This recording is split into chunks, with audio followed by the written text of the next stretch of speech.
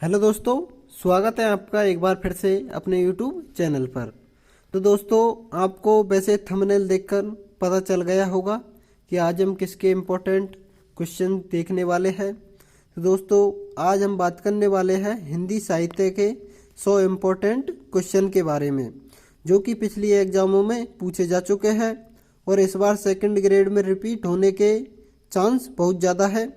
तो आप इन प्रश्नों को एक बार ढंग से देख ले, वीडियो को बिल्कुल भी स्किप मत करना, क्योंकि एक एक प्रश्न है वो बहुत ही इम्पोर्टेंट है। कहीं ऐसा ना हो कि यहाँ से प्रश्न है वो उठकर आ जाए और आप उस प्रश्न को नहीं देखो। तो मैं आप लोगों को पहले ही बता रहा हूँ कि एक एक प्रश्न है वो बहुत ही इम्पोर्टेंट है। तो चलिए दोस्तों, चलते हैं अपने इम्पोर्टेंट प्रश्नों पर। दोस्तों, अपना पहला प्रश्न है, निम्नलिखित कवियों में अष्टछाप कवि कौन है? सूरदास, तुलसीदास, रहीमदास या फिर बिहारी लाल। तो दोस्तों, अष्टछाप के कवियों में जो सम्मिलित है वो है सूरदास। दोस्तों, अष्टछाप के कवियों में वल्लभाचार्य जी और विठलनाथ के जो शिष्य है वो है अष्टछाप के कवि है, जो कि वल्लभाचार्य जी के 4 हैं। वो है कुंभनदास, सूरदास, परमानंद दास और कृष्णदास। जबकि विठलनाथ जी हैं उनके हैं गोविंद स्वामी, छीत स्वामी, चतुर्भुज दास और नंददास। जबकि दोस्तों ये सूरदास है, इसका जो समय है वो है 1478 ईस्वी।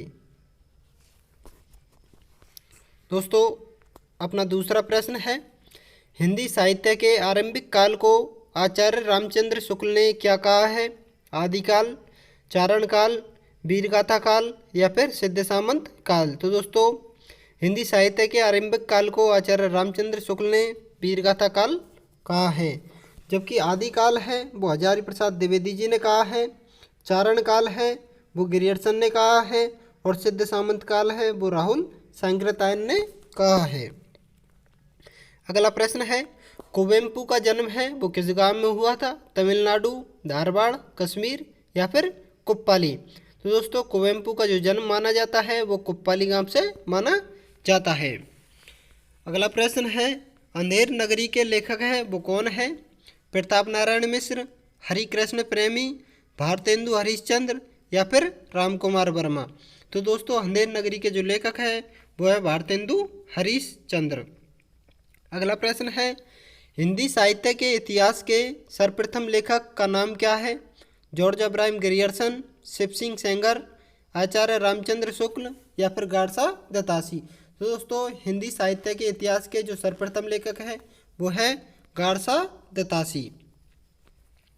अगला प्रश्न है, रानी केतकी की कहानी के रचयिता है वो कौन है? वृंदावन लाल वर्मा, किशोरी लाल गोस्वामी, माधवराव सप्रे या फिर इंसा अल्लाह खान। तो दोस्तों, रानी केतकी की कहानी है वो इंसा अल्लाह खान द्वारा लिखी गई है और इसका जो टाइम है वो है 1800 ईस्वी से 1808 ईस्वी के मध्य इसकी रचना है वो हुई थी।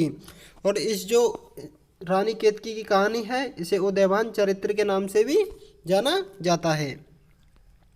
अगला प्रश्न है, गुप्त जी की रचनाओं में व्याप्त रिक्त स्थान दे रखा है के फलस्वरूप इन्हें राष्ट्रकवि का सम्मान मिला है। तो किसका सम्मान मिला है? राष्ट्रप्रेम के फलस्वरूप है जो कि इन्हें राष्ट्रकवि का सम्मान मिला हुआ है। अगला प्रश्न है, आदिकाल के लिए वीरगाथा काल नाम किसने प्रस्तावित किया था? और ये उत्तर प्रदेश परीक्षा पात्रता परीक्षा है, तो 2015 में आया हुआ प्रश्न है। दोस्तों, ये सारे ही जितने क्वेश्चन हैं वो सभी किसी न किसी एग्जाम में आए हुए प्रश्न है, तो इनको आप एक बार ढंग से देख लेना। आदिकाल अपना जो प्रश्न है वो है, आदिकाल के लिए वीरगाथा काल नाम है वो किसने प्रस्तावित किया था? डॉक्टर राम कुमार वर्मा ने, महापंडित राहुल सांकृत्यायन ने, आचार्य रामचंद्र शुक्ल ने या फिर आचार्य हजारी प्रसाद द्विवेदी जी ने। तो दोस्तों, इसका जो आंसर होगा वो होगा आचार्य रामचंद्र शुक्ल जी ने। अगला प्रश्न है, राज तरंगिणी के रचनाकार हैं वो कौन है? महेंद्र वर्मन, कल्हण, परमेश वर्मन या इनमें से कोई नहीं। तो दोस्तों, राज तरंगिणी के जो रचनाकार है वो है कल्हण। अगला प्रश्न है, प्रबंध काव्य के अंतर्गत आते हैं, तो प्रबंध काव्य के अंतर्गत क्या आते हैं? महाकाव्य, खंड काव्य या फिर आख्यानक गीत। महाकाव्य, खंड काव्य, मुक्त ग्रंथ, महाकाव्य, खंड काव्य, गीति काव्य या फिर महाकाव्य, खंड काव्य और गद्य काव्य। तो दोस्तों इसका जो आंसर होगा वो होगा ऑप्शन नंबर ए, महाकाव्य, खंड काव्य और आख्यानक गीत है वो प्रबंध काव्य के अंतर्गत आते हैं। अगला प्रश्न है, चिंतामणि के रचयिता है वो कौन है? जयशंकर प्रसाद, महावीर प्रसाद द्विवेदी, रामचंद्र शुक्ल या फिर हरिऔध। तो दोस्तों चिंतामणि के जो रचयिता है वो है आचार्य रामचंद्र शुक्ल जी। और दोस्तों चिंतामणि के भाग हैं वो 4 आए थे। पहला भाग है चिंतामणि का, वो 1939 में आया था और इसका संपादन है वो शुक्ल जी ने किया था। और इसमें जो निबंध है वो है 17 निबंध, जो कि 17 निबंधों की इसमें संख्या है। चिंतामणि भाग 2 है, उसका संपादन है वो विश्वनाथ प्रसाद मिश्र ने किया और ये आया था 1945 में। और चिंतामणि भाग 3 है वो 1983 में आया था और इसका संपादन है वो नामवर सिंह द्वारा किया गया था। चिंतामणि भाग 4 है वो 2002 ईस्वी में आया था और इसका जो संपादन है वो कुसुम चतुर्वेदी द्वारा और ओम प्रकाश सिंह द्वारा किया गया था। अगला प्रश्न है, वीरगाथा काल के कवि है वो कौन नहीं है? चंद्रवरदाई, नामदेव, जगनिक या फिर मधुकर। तो दोस्तों वीरगाथा काल के कवि है वो नामदेव नहीं है, जबकि चंद्रवरदाई, जगनिक और मधुकर है वो वीरगाथा काल के अंतर्गत आते हैं। अगला प्रश्न है, स्थायी भावों की संख्या है वो कितनी मानी गई है? 3, 4, 8 या 9। तो दोस्तों स्थायी भावों की संख्या है वो मानी गई है वो है 9। अगला प्रश्न है, हरि सिंह दिनकर द्वारा भारतीय ज्ञानपीठ पुरस्कार किसके लिए प्राप्त हुआ था? रश्मि रति हेतु, परशुराम की प्रतीक्षा हेतु, कुरुक्षेत्र हेतु या फिर उर्वशी हेतु। तो दोस्तों रामधारी सिंह दिनकर को जो भारतीय ज्ञानपीठ पुरस्कार मिला है वो उर्वशी के लिए मिला है। और रामधारी सिंह दिनकर जी है, उन्हें संस्कृति के 4 अध्याय पर साहित्य अकादमी पुरस्कार भी मिला हुआ है। अगला प्रश्न है, हार की जीत कहानी के कहानीकार है वो कौन है? सुदर्शन, यादवेंद्र शर्मा चंद्र, कमलेश्वर या फिर रांगे राघव। तो दोस्तों हार की जीत जो कहानी है उसके कहानीकार है सुदर्शन। अगला प्रश्न है, हिंदी साहित्य का पहला महाकाव्य है वो कौन सा है? पद्मावत, प्रिय प्रवास, पृथ्वीराज रासो या फिर मृगावती। तो दोस्तों हिंदी का जो पहला महाकाव्य है वो पृथ्वीराज रासो को माना जाता है। अगला प्रश्न है, बरिया बीती बल गया, अस बुरा कमाया, हरी जिन छाड़े हाथ थई, दिन नेड़ा आया। पंक्तियों के रचयिता है वो कौन है? कबीरदास, रहीम, सूरदास या फिर गणानंद। तो दोस्तों इन पंक्तियों के जो रचयिता है वो है कबीरदास जी। अगला प्रश्न है, मणिकर्णिका के लेखक है वो कौन है? ओम प्रकाश वाल्मीकि, डॉक्टर धर्मवीर, तुलसीराम या फिर सूरजपाल चौहान। तो दोस्तों मणिकर्णिका के जो लेखक है वो है तुलसीराम जी। अगला प्रश्न है, पंच परमेश्वर कहानी के लेखक है वो कौन है? तो दोस्तों पंच परमेश्वर जो कहानी है वो प्रेमचंद जी की है। तो ये इस प्रश्न को तो सभी जानते हैं। तो जो पंच परमेश्वर कहानी है वो प्रेमचंद जी द्वारा रचित की गई है। अगला प्रश्न है, प्रेमचंद्र के अधूरे उपन्यास का नाम क्या है? गबन, रंगभूमि, मंगलसूत्र या फिर सेवा सदन। तो दोस्तों प्रेमचंद जी का जो अधूरा उपन्यास है वो है मंगलसूत्र। अगला प्रश्न है, तोड़ती पत्थर कविता के कवि है वो कौन है?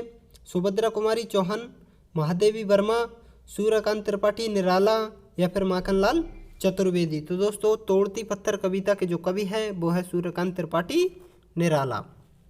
अगला प्रश्न है, आचार्य भरत ने किस रस को सर्वाधिक सुखात्मक रस माना है?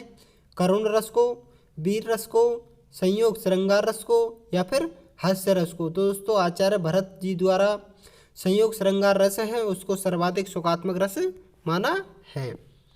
अगला प्रश्न है, इनमें से किस कवि ने प्रबंधात्मक वीर काव्य की भी रचना की है? ग्वाल कवि, रामसाय, पद्माकर भट्ट या फिर डी ऑप्शन में दे रखा है ए और सी दोनों। तो दोस्तों इनमें से जो प्रबंधात्मक वीर काव्य की रचना है वो ग्वाल कवि और पद्माकर भट्ट द्वारा की गई है।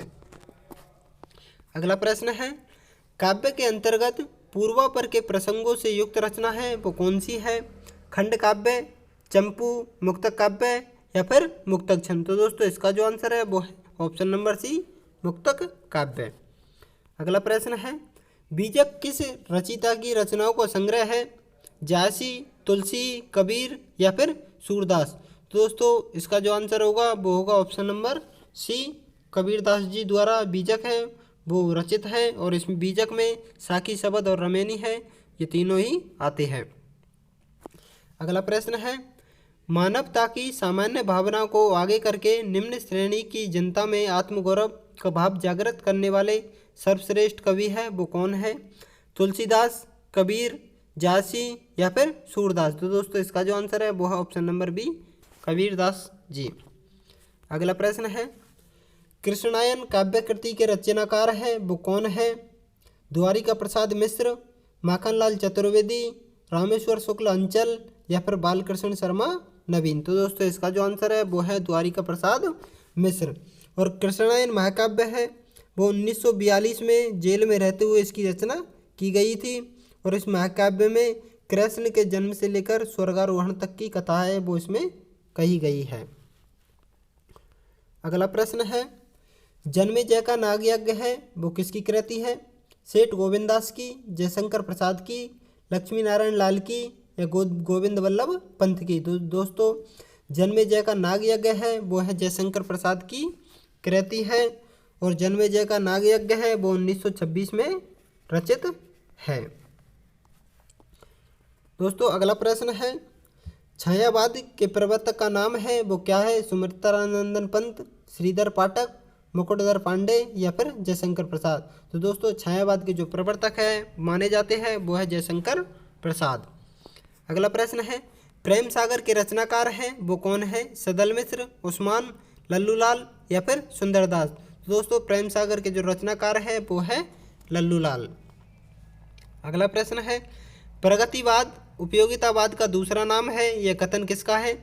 रामविलास शर्मा का, प्रेमचंद का, नंदुलारे वाजपेयी का, सुमित्रानंदन पंत का। दोस्तों प्रगतिवाद उपयोगितावाद का दूसरा नाम है, ये कथन है नंदुलारे वाजपेयी द्वारा कहा गया है। अगला प्रश्न है, वीर गाथा काल के सर्वश्रेष्ठ कवि है वो कौन माने जाते हैं? चंद्रवरदाई, याग्निक, दलपति या फिर विद्यापति। तो दोस्तों वीर गाथा काल के जो सर्वश्रेष्ठ कवि माने जाते हैं वो है चंद्रवरदाई। अगला प्रश्न है, होरी मुंशी प्रेमचंद के किस उपन्यास का प्रमुख पात्र है? तो दोस्तों होरी है वो मुंशी प्रेमचंद के गोदान उपन्यास का प्रमुख पात्र है। अगला प्रश्न है, निम्नलिखित में सही कालक्रम है वो कौन सा है? छायावाद, नई कविता, प्रगतिवाद, प्रयोगवाद। छायावाद, प्रयोगवाद, प्रगतिवाद या फिर नई कविता। ऑप्शन नंबर सी है नई कविता, छायावाद, प्रगतिवाद, प्रयोगवाद। ऑप्शन नंबर डी है छायावाद, प्रगतिवाद, प्रयोगवाद या फिर नई कविता। तो दोस्तों इसका जो सही कालक्रम है वो है पहले छायावाद आया, उसके बाद प्रगतिवाद, उसके बाद प्रयोगवाद और उसके बाद नई कविता। अगला प्रश्न है, सुमित्रानंदन पंत की कृति है वो कौन सी है? लोकायतन, लहर, त्रिधारा या फिर परिमल। तो दोस्तों सुमित्रानंदन पंत की इनमें से जो कृति है वो है लोकायतन और लहर है वो जयशंकर प्रसाद द्वारा। दोस्तों लोकायतन है वो सुमित्रानंदन पंत की है, लहर है वो जयशंकर प्रसाद की है और त्रिधारा है वो सुभद्रा कुमारी चौहान की है और परिमल है वो सूर्यकांत त्रिपाठी निराला की कृति है। अगला प्रश्न है, भारतेंदु युग में निकलने वाली पत्रिकाएं हैं वो कौन सी है? कवि वचन सुधा और हिंदी प्रदीप, सरस्वती और माधुरी, कल्पना और ज्ञानोदय, नवनीत और कादम्बिनी। तो दोस्तों भारतेंदु युग में जो निकलने वाली पत्रिकाएं हैं वो है कवि वचन सुधा और हिंदी प्रदीप। अगला प्रश्न है, हम दीवानों की क्या हस्ती है? आज यहाँ कल वहाँ चले, मस्ती का आलम साथ चला, हम धूल उड़ाते जहाँ चले। प्रस्तुत पंक्तियों के रचिता है वो कौन है? सिया रामशरण गुप्त, भगवती चरण वर्मा, सुभद्रा कुमारी चौहान और रामधारी सिंह दिनकर। तो दोस्तों इन जो पंक्तियों के रचिता है वो है भगवती चरण वर्मा। अगला प्रश्न है, पृथ्वीराज रासों के रचनाकार है वो कौन है? जयदेव, चंद्रबरदाई, जगनिक और विद्यापति। तो दोस्तों पृथ्वीराज रासो के जो रचिता है इसको सभी जानते हैं, उसके जो रचिता है वो है चंद्रबरदाई। अगला प्रश्न है, निम्न में से दृश्य काव्य के भेद है वो कौन से है? नाटक, एकांकी, रूपक, नाटक, एकांकी या फिर महाकाव्य, महाकाव्य, खंडकाव्य, आख्यानक गीत या महाकाव्य, खंडकाव्य और रूपक। तो दोस्तों दृश्य काव्य के जो भेद है वो है नाटक, एकांकी और महाकाव्य। अगला प्रश्न है, भारत भारती काव्य के रचनाकार है वो कौन है? गोपाल शरण सिंह नेपाली, नरेश मेहता, मैथिली शरण गुप्त और धर्मवीर भारती। दोस्तों भारत भारती के जो रचनाकार है वो है मैथिली शरण गुप्त और ये है 1992 और 93। इसका जो टाइम है वो 1992 और 93। अगला प्रश्न है, हिंदी के सर्वप्रथम प्रकाशित पत्र का नाम क्या है? सम्मेलन पत्रिका, उदंत मार्तंड, सरस्वती या फिर नागरी प्रचारणी पत्रिका। तो दोस्तों हिंदी का जो सर्वप्रथम प्रकाशित पत्र है वो है उदंत मार्तंड और इसका जो प्रकाशन वर्ष है वो है 30 मई 1826। इसका जो टाइम है वो है 30 मई 1826। अगला प्रश्न है, दोहा कोश के रचिता है वो कौन है? लुईपा, जोइंदू, सरेपा या फिर कणेपा। तो दोस्तों दोहा कोश के जो रचिता है वो है सरेपा और सरेपा की वाणियों का जो संकलन है वो राहुल सांकृत्यायन ने दोहा कोश में किया है और दोहा कोश की जो व्याख्या है वो उदय वज्र ने विषयपद भंजिका के नाम से की है। अगला प्रश्न है, निम्न में से कौन सी प्रेमचंद की प्रसिद्ध रचना है? पंच परमेश्वर, उसने कहा था, ताई या फिर खड़ी बोली। तो दोस्तों इनमें से जो प्रेमचंद की प्रसिद्ध रचना है वो है पंच परमेश्वर और ताई कहानी है वो विशंबर नाथ कौशिक की है और खड़ी बोली है वो कवि गंग की रचना है और उसने कहा था ये चंद्र धर्म शर्मा गुलेरी जी की रचना है।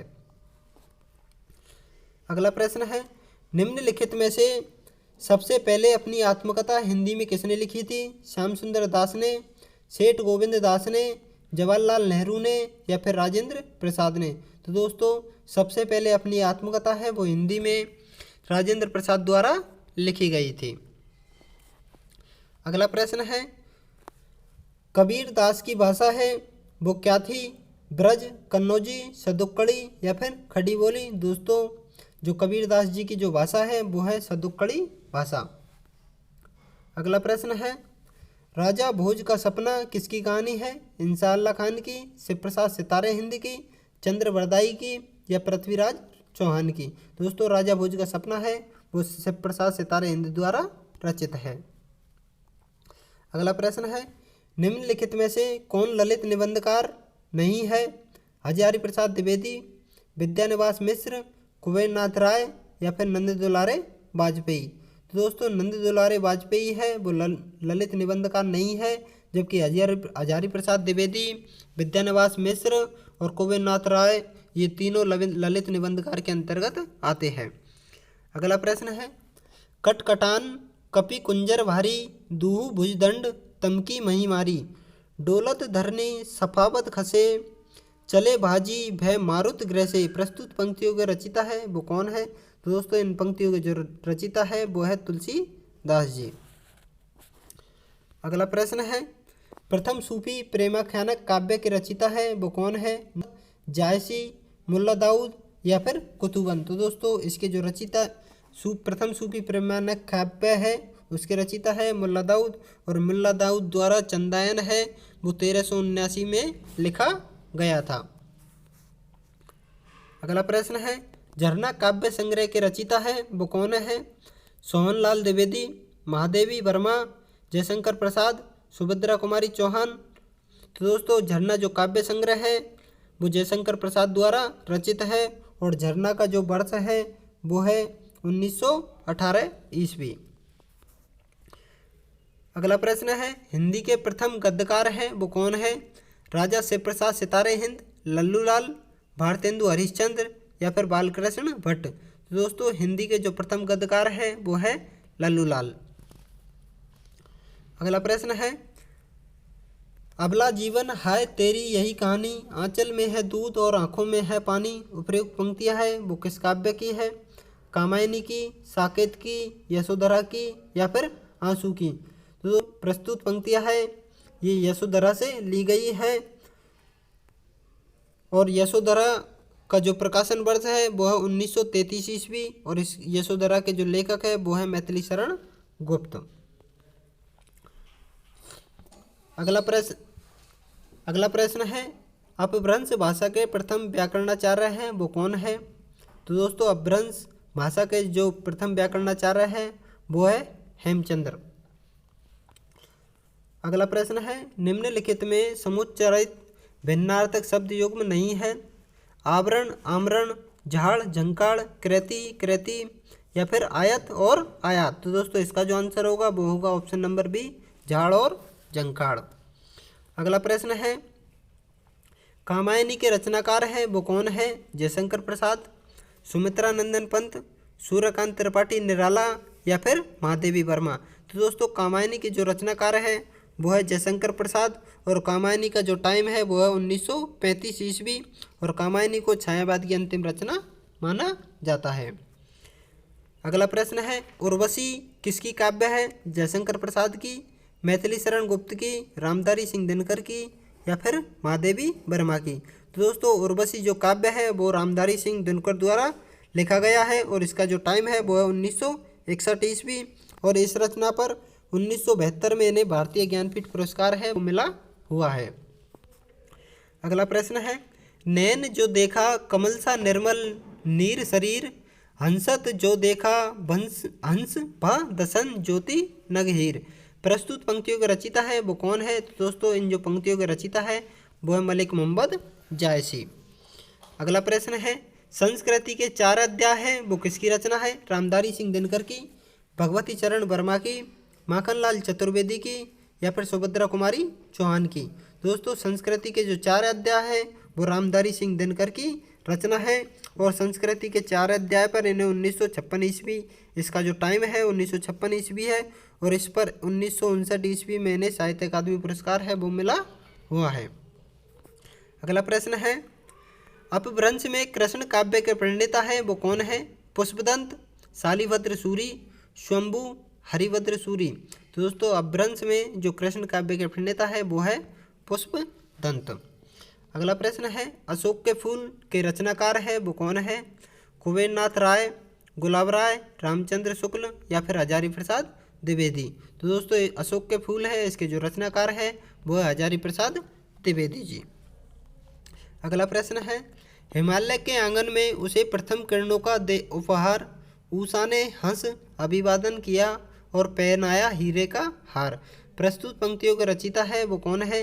रामधारी सिंह दिनकर, माखनलाल चतुर्वेदी, जयशंकर प्रसाद या फिर मैथिली शरण गुप्त? तो दोस्तों प्रस्तुत पंक्तियों का जो रचिता है वो है जयशंकर प्रसाद। अगला प्रश्न है, पल्लव है वो किसकी रचना है? सुमित्रा नंदन पंत की, महादेवी वर्मा की, हरिवंश राय बच्चन की या फिर रामधारी सिंह दिनकर की? दोस्तों पल्लव है वो सुमित्रा नंदन पंत की रचना है और जो पल्लव का टाइम है वो 1928 ईस्वी में इसे प्रकाशित किया गया था। अगला प्रश्न है, वैदेही वनवास किसकी रचना है? अयोध्या सिंह उपाध्याय हरिऔध की, रामधारी सिंह दिनकर की, मैथिली शरण गुप्त की या फिर श्रीधर पाठक की? तो दोस्तों वैदेही वनवास है वो अयोध्या सिंह उपाध्याय हरिऔध की रचना है और वैदेही वनवास का जो टाइम है वो है 1940 ईस्वी में इसकी रचना की गई थी और इसमें कुल 18 सर्ग है वो उल्लिखित है।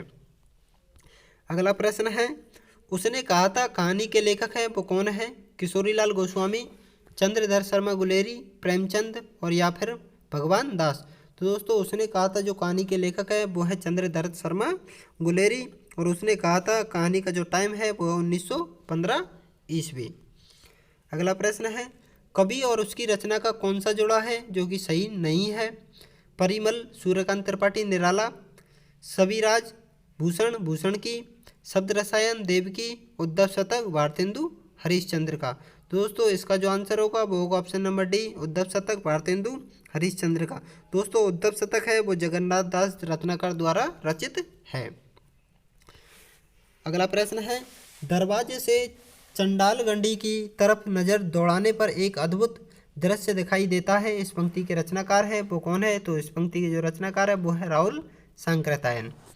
अगला प्रश्न है सुहाग के नुपुर के रचिता है वो कौन है? निराला, मोहन राकेश, अमृतलाल नागर या फिर प्रेमचंद। तो सुहाग के नुपुर के जो रचिता है वो है अमृतलाल नागर। अगला प्रश्न है भूषण की कविता का प्रधान स्वर है वो क्या है? व्यंग्यात्मक, प्रशस्तिपरक, श्रृंगारिक या फिर कारुणिक। तो दोस्तों इसका जो आंसर होगा वो होगा ऑप्शन नंबर बी, प्रशस्तिपरक। अगला प्रश्न है तुलसीदास के रचनाकार है वो कौन है? केशवदास, सूर्यकांत त्रिपाठी, निराला, डॉक्टर रामविलास शर्मा या फिर महादेवी वर्मा। दोस्तों तुलसीदास के जो रचनाकार है वो है तो सूर्यकांत त्रिपाठी, निराला। अगला प्रश्न है शिवा बावनी के रचनाकार है वो कौन है? पद्माकर, भूषण, केशवदास या फिर जगनिक। दोस्तों शिवा बावनी के जो रचनाकार है वो है भूषण। अगला प्रश्न है आंचलिक रचनाएं किससे संबंधित होती है? देश विशेष से, लोक विशेष से, क्षेत्र विशेष से या फिर जाति विशेष से।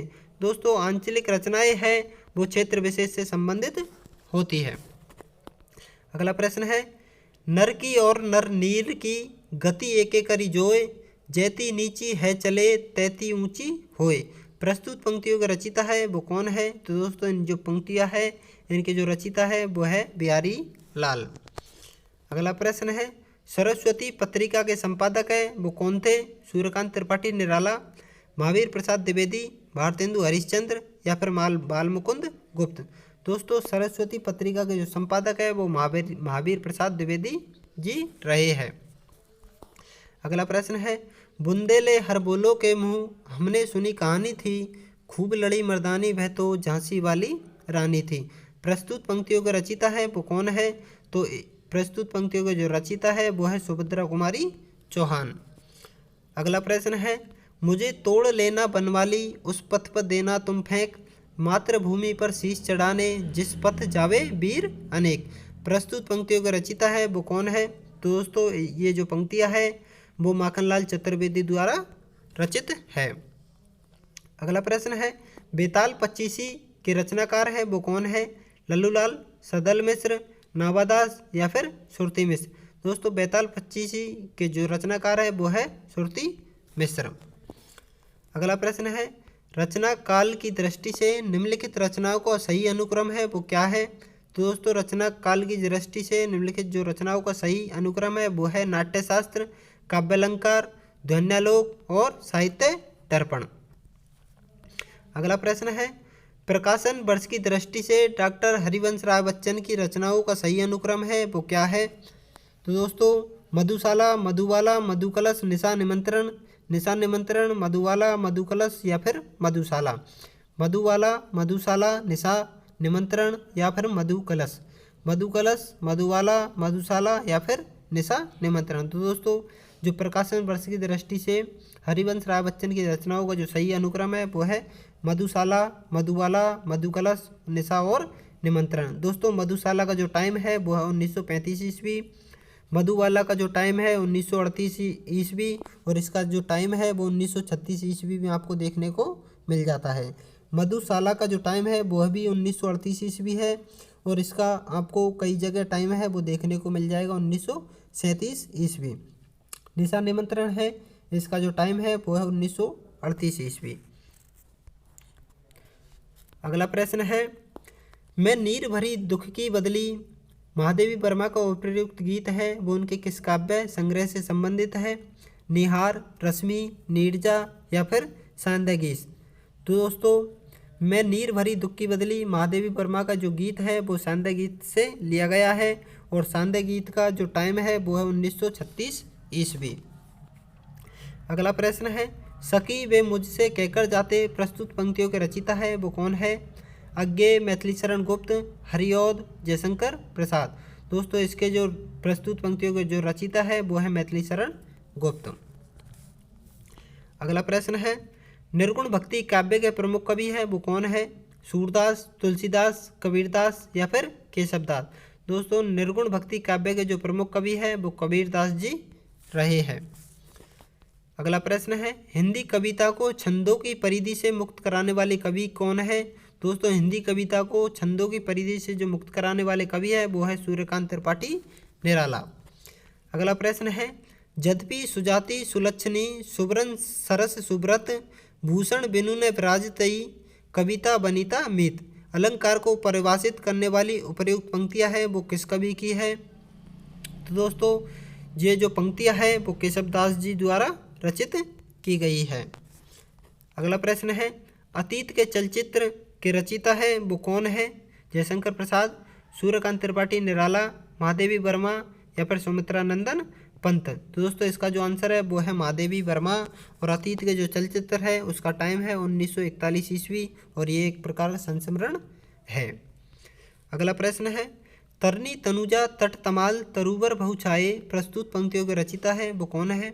भारतेंदु हरिश्चंद्र, रामधारी सिंह दिनकर, माखनलाल चतुर्वेदी, राम नरेश त्रिपाठी। दोस्तों इन जो पंक्तियों के रचयिता है वो है भारतेंदु हरिश्चंद्र। अगला प्रश्न है, पल्लव के रचयिता है वो कौन है? सुमित्रा नंदन पंत, निराला, जयशंकर प्रसाद, महादेवी वर्मा। तो दोस्तों पल्लव के जो रचयिता है वो है सुमित्रा नंदन पंत और जो पल्लव का टाइम है वो है 1928 ईस्वी में से प्रकाशित किया गया था। अगला प्रश्न है, इनमें से कौन सी गजानन माधव मुक्तिबोध जी द्वारा रचित रचना है वो नहीं है? अंधायोग, चांद का मुँह टेढ़ा, भूरी भूरी खाक धूल, नई साहित्य का सौंदर्य शास्त्र। दोस्तों इसका जो आंसर है वो है ऑप्शन नंबर डी, नए साहित्य का सौंदर्य शास्त्र। अगला प्रश्न है, श्रद्धा किस कृति की नायिका है? कामायनी की, कुरुक्षेत्र की, रामायण की या फिर साकेत की? दोस्तों श्रद्धा है वो कामायनी की नायिका है और कामायनी का जो टाइम है वो है 1935 ईस्वी और कामायनी को छायावाद की अंतिम रचना माना जाता है। तितली किसकी रचना है? जयशंकर प्रसाद की, आचार्य रामचंद्र शुक्ल की, श्याम सुंदर दास की या आचार्य महावीर प्रसाद द्विवेदी जी की? दोस्तों तितली जो रचना है वो जयशंकर प्रसाद जी द्वारा रचित है और जो तितली का टाइम है वो है 1934 ईस्वी। अगला प्रश्न है, तरुवर फल नहीं खात है सरवर पियही नापान प्रस्तुत पंक्तियों का रचयिता है वो कौन है? दोस्तों प्रस्तुत पंक्तियां है वो रहीम दास जी द्वारा रचित की गई है। तो दोस्तों ये थे कुछ हिंदी साहित्य के इम्पोर्टेंट क्वेश्चन और आगे भी आने वाले हैं ऐसे ही इम्पोर्टेंट प्रश्न। तो आप बने रहिए हमारे साथ, तब तक के लिए बाय। तो दोस्तों चलिए फिर मिलते हैं नेक्स्ट वीडियो में।